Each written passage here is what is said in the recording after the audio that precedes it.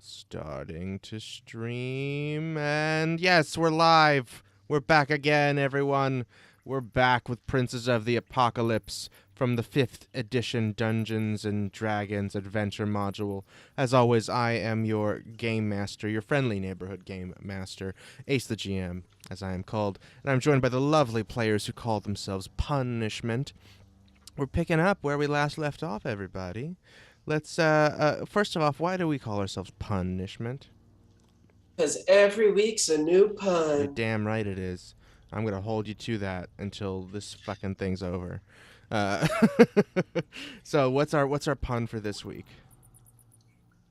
Are, are Yeah, we go going for with it. it? Do it.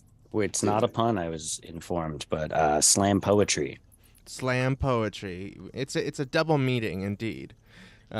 Because poetry really did get slammed. His head. Incredible. Yes, Pretty quite hard. right.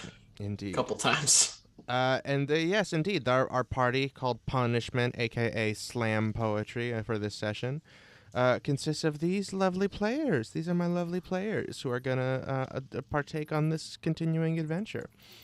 Let's go around and introduce our characters, everybody. Starting with Gawain, the Kalishtar Warlock. Give us a little about Yeah. Gawain.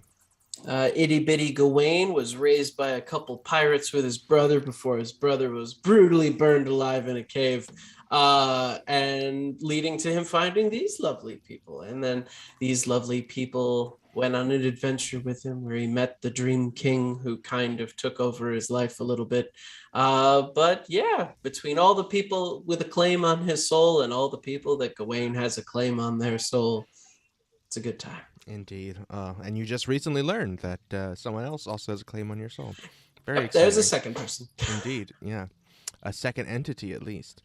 Yes. That is Gawain. Next up, we are usually joined by Mako. Mako's player will not be with us, so Mako is a College of Spirits bard and just a little emo teenager. Who is here is Esme, the half-elf druid. Tell us about Esme.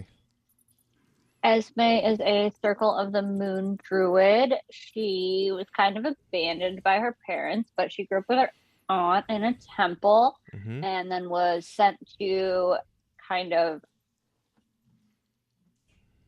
explore some supernatural happenings that were going on. And she ran into this motley crew.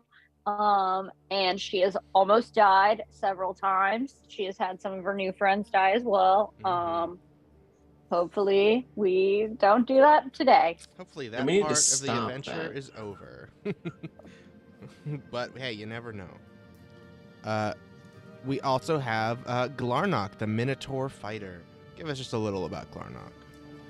Glorok used to be called the Mutilator, although that name feels like it's starting to dissipate as he's becoming more and more pensive and peaceful in his old age. Indeed. But he used to be a killer and a fighter and this party that The Tiefling Monk. Tell us about poetry.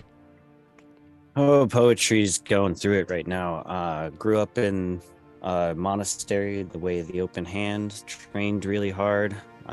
Currently is finding that he might be a little overly confident and a little too cocky. His head's bashed in. He's able to fight, but nobody ever taught him how hard actual warfare is. It's not training. Mm-hmm.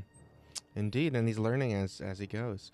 And we may or may not be joined by Boneless, the changeling rogue / sorcerer later.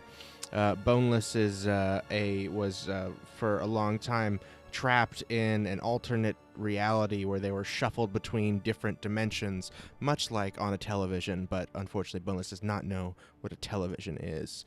And they came back. Luckily they made it back, and the Basilisk's Cave. Who wants to do a recap? If you do a good job